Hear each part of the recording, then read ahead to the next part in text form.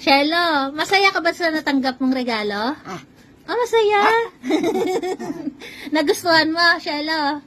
Nagustuhan mo ba? Ha?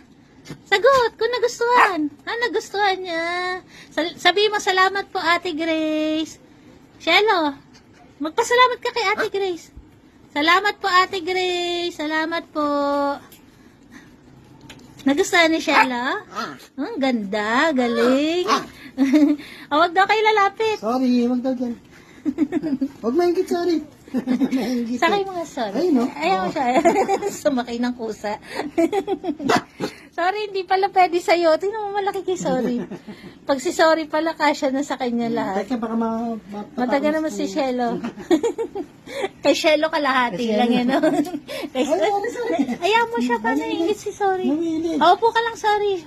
Baka madaga naman yung kapatid mo eh. Hayaan natin.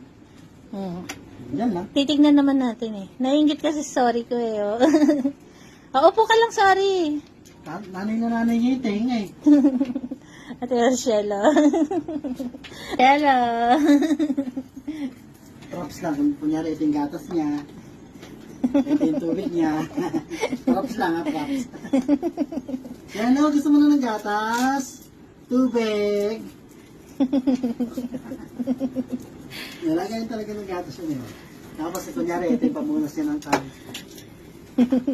Ito yung wipes niya. Oh. Wipes. Ayan, yan. Nasyal tayo. Ready! Ready nga masya. Ready nga masya. Shelo, galing ni Shelo. Ano, itsura yung Shelo.